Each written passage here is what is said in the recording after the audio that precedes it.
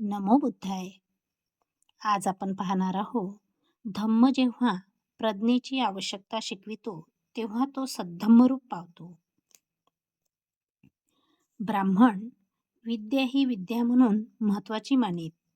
माणूस विद्वान असला आणि मग तो जरी सद्गुणी नसला तरी ते त्यास पूजार्ह मानीत.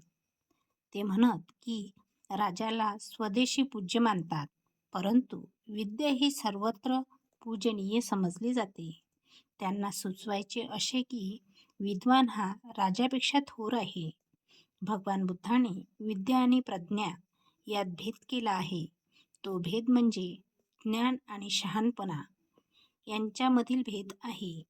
असेही कोणी म्हटले की ब्राह्मणही प्रज्ञा आणि विद्या यामध्ये भेद करीत आहे. ते कदाचित खरेही असेल, परंतु भगवान बुद्धाची प्रज्ञा आणि ब्राह्मणांची प्रज्ञा यात महत् अंतर आहे. अंगुत्तर निकायातील एका प्रवचनात भगवान बुद्धाने हा भेद फार चांगल्या रीतीने स्पष्ट केला आहे.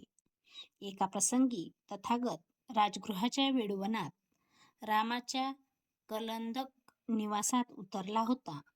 त्यावेळी मगधचा एक मोठा अमात्य वर्षकार ब्राह्मण तथागतांना भेटण्यासाठी आला. आदराने तथागतांना अभिवादन केल्यावर तो त्याच्या समीप बसला आणि म्हणाला, श्रमण गौतमा, जेव्हा पुरुषाच्या अंगी 4 गुण असतात तेव्हा त्याला मोठा शहाणा आणि थोर मानतात. हे 4 गुण कोणते? पहिली गोष्ट म्हणजे तो विद्वान असला पाहिजे.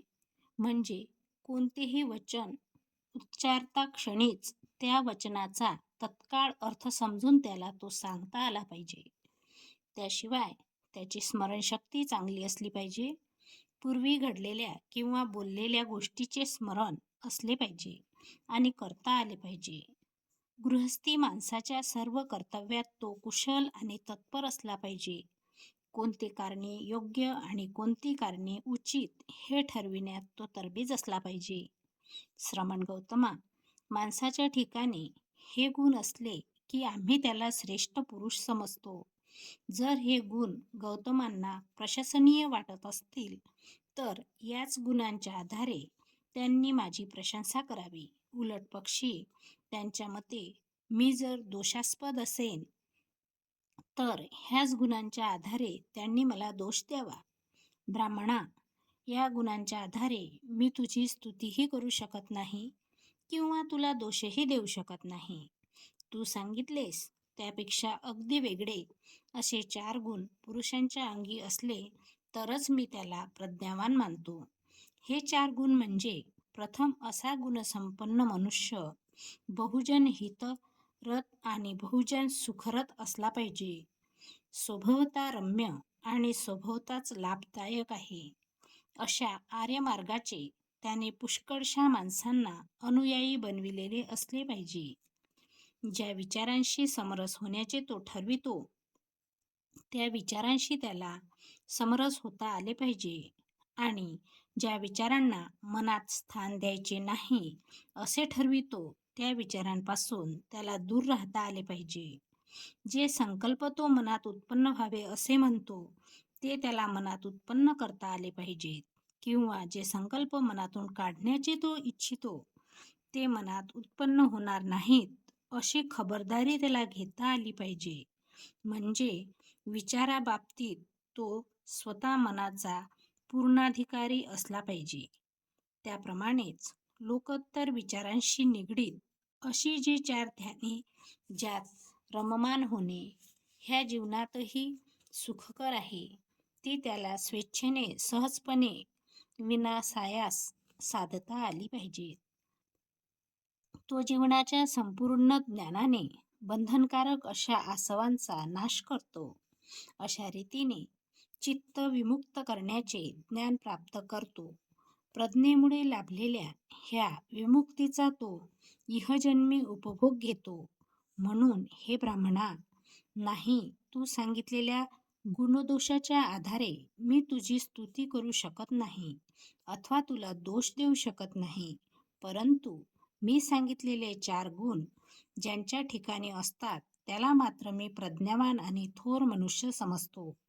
श्रवण गौतमा, हे खरोखर आश्चर्य आहे. किती चांगल्या रीतीने तू हे सांगितले आहेस. मी स्वतः गौतमाच्या अंगी हे 4 गुण आहेत असे मानतो. तो बहुजनांच्या हितासाठी आणि सुखासाठी झटत असतो.